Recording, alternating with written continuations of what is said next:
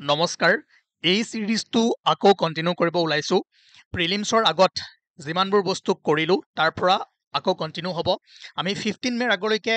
Important টপিকসমূহ cover কৰিছিলো এতিয়া 15 মেৰ পাছত যিবোৰ ইম্পৰ্টেন্ট টপিক আহিব সেইবোৰ কভাৰ কৰিবলৈ ট্ৰাই কৰিম গতিকে আপোনালোকে এই সিৰিজটো ফলো কৰিব পাৰ্ট 1 ৰ পৰা বা ক্লাছ নাম্বাৰ 1 ৰ পৰা চাবলৈ চেষ্টা কৰিব আগন্তুক যিবোৰ ডিপাৰ্টমেন্টেল এক্সাম আহি আছে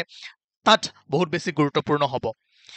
প্ৰথম সেনাব ব্ৰিজ কেইদিনমান আগত প্ৰধানমন্ত্ৰী নৰেন্দ্ৰ মোদীয়ে সেনাব ব্ৰিজ উদ্বোধন কৰিছিলে কিছুমান পইণ্ট মনত ৰাখিব ঠিক আছে এই ব্ৰিজখন আছে আপোনাৰ Reasi district of Jammu and Kashmir ঠিক আছে আৰু বাক্কাল আৰু কৌৰিক কানেক্ট কৰিছে এই বস্তুটো মনত ৰাখিব ঠিক আছে তো এই পইণ্টবোৰ কেতিয়াবা সুধি দিব পাৰে আৰু it is part of the Udhampur Srinagar Baramulla railway link A project worth ₹35,000 crore আৰু ইয়াৰ হাইটটো জানি যে 359 মিটাৰ্ছ আইফেল টাৱাৰতকৈ 35 মিটাৰ কি হয় ওখ হয় আৰু ৱৰ্ল্ডৰ হাইয়েষ্ট ৰেলৱে আৰ্চ ব্ৰিজ হয় এখন মনত ৰাখিবলৈ ট্ৰাই কৰিব ঠিক আছে আৰু ফিটত যদি চাই 1178 ফিট কেতিয়াবা মিটাৰত নিদি ফিটতো দিব পাৰে কিন্তু আৰু এটা বস্তু আপোনালোকে মনত ৰাখিব যে এই সেম দিনতেই অঞ্জিঘাট ব্ৰিজো প্ৰধানমন্ত্ৰী নৰেন্দ্ৰ মোদীয়ে ইনাগুৰেট কৰিছিলে এইখন স্কিপ নকৰিব কাৰণ এইখন ইণ্ডিয়াৰ first cable stayed rail bridge হয় ঠিক আছে আৰু এইখনো ৰিয়াসী ডিষ্ট্ৰিক্টতে আছে এইটো মনত ৰাখিব আৰু it is part of Udhampur Srinagar Baramulla rail link project ঠিক আছে আৰু ইয়াৰ যদি চাই ইয়াৰ স্পেন্স আপোনাৰ 725.5 metre with a 331 metre high pylon built to withstand wind up to 213 km per hour and supporting trains traveling at 100 km per hour পাছৰ এইখিনি মনত নাৰাখিলেও কোনো কথা নাই জাষ্ট এই বস্তুটোৱে মনত ৰাখিব যে this is the India's first cable stayed rail bridge ঠিক আছে সেইটো মনত ৰাখিব লাগিব আৰু ৰিয়াসী ডিষ্ট্ৰিক্টত আছে জম্মু এণ্ড কাশ্মীৰ বাকী যিখিনি চিভিল ইঞ্জিনিয়াৰিঙৰ ষ্টুডেণ্ট আছে এইখিনি তেওঁলোকে বুজি পাব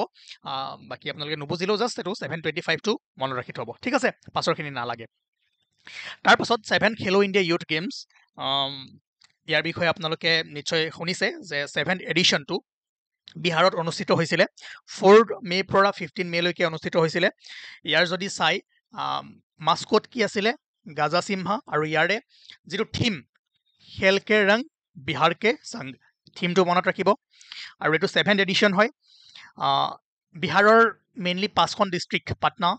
ৰাজগীৰ বেগুচৰাই গয়া আৰু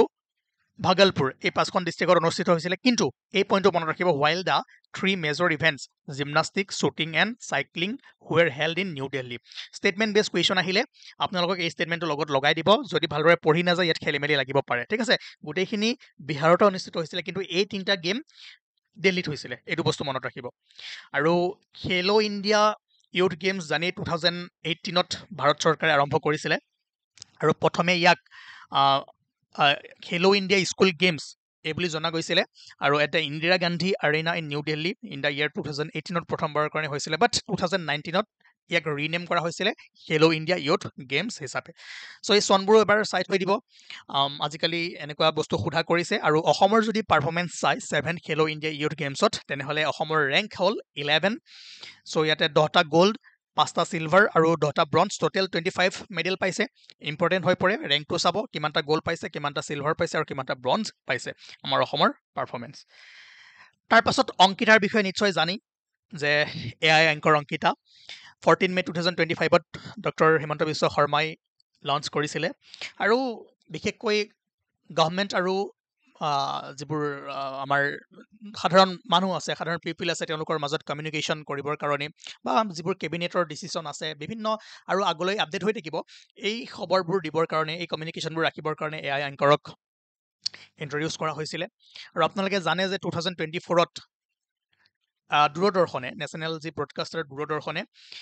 কৃষি আৰু ভূমি নামৰ এআই এংকৰ ইউজ কৰিছিলে আমি যোৱাবাৰ পঢ়িছিলোঁ ইয়াৰ বিষয়ে এইটো মনত ৰাখি থৈ দিব ঠিক আছে য'ত এগ্ৰিকালচাৰ যিবোৰ নিউজ কৃষি আৰু ভূমিয়ে দিছিলে আৰু এইবাৰ আমাৰ অসমত ইন্ট্ৰডিউচ কৰিছে অংকিতা দেখিছে Assam's new age knowledge based information technology anchor ঠিক আছে এইটো আপোনালোকে মন দি থ'ব আৰু যদি পিডিএফসমূহ লাগে general studies PYQ current affairs special current affairs তেনেহ'লে এই নাম্বাৰটোত কণ্টেক্ট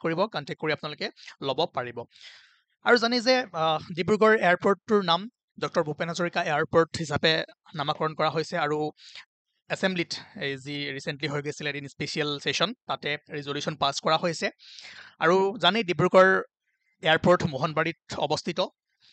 1950 চনত এষ্টাব্লিছ কৰা হৈছিলে, এইটো চাই থৈ দিব। ঠিক আছে, আৰু এই নাম্বাৰটোত আপোনালোকে PDF সমূহ পাব। লগতে জানে যে 2023 শ্ৰীমন্ত শংকৰদেৱ এৱাৰ্ড প্ৰদান কৰা হৈছে কালৈ? সোণাল মানসিঙলৈকে। আৰু she is a classical dancer and guru in Bharatanatyam and Odissi dancing style, এইটো জানে আপোনালোকে। আৰু এই যিটো এৱাৰ্ড 1986ত প্ৰথমবাৰৰ কাৰণে ইনষ্টিটিউটেড কৰা হৈছিলে, আৰু অৰিজিনেলি এনুৱেলি এই এৱাৰ্ডটো প্ৰদান কৰা হৈছিলে প্ৰত্যেক বছৰে, বাট 2008ৰ পৰা 3 বছৰৰ মূৰে মূৰে কি কৰা হৈছিলে? এই এৱাৰ্ডটো প্ৰদান কৰা হৈছিলে। এইটো মনত ৰাখিব যে এইটো এটা নেশ্যনেল লেভেল এৱাৰ্ড হয়। ঠিক আছে, আৰু অসমৰ যিবোৰ নেশ্যনেল লেভেল এৱাৰ্ড আছে, মই এটা এৱাৰ্ডৰ ওপৰত আজিয়েই ভিডিঅ' দিছিলোঁ, তাতে এইবোৰ আমি কৈ দিছিলোঁ, চাই থ'ব কিমান বছৰৰ মূৰে মূৰে দিয়ে। আৰু লগতে যি অসমৰ পৰা সাহিত্য একাডেমী বাল আৰু যুৱ পুৰস্কাৰ লাভ কৰিছে সেই ব্যক্তিসকলৰ নাম আৰু কোনখন গ্ৰন্থৰ বাবে পাইছে সেইটো বস্তু আমি অলৰেডি দিছোঁ, এবাৰ চাই থৈ দিব, বহুত বেছি ইম্পৰ্টেণ্ট হয়। আৰু বাল সাহিত্য পুৰস্কাৰ বা যুৱ পুৰস্কাৰ কি হয়,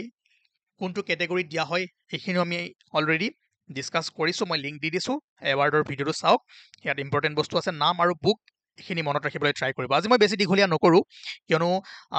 আজি মই জাষ্ট ক্লাছটো লিংক কৰাইছোঁ, যিহেতু বহুত দিন হ'ল আপোনালোকে এই ছিৰিজটোৰ পৰা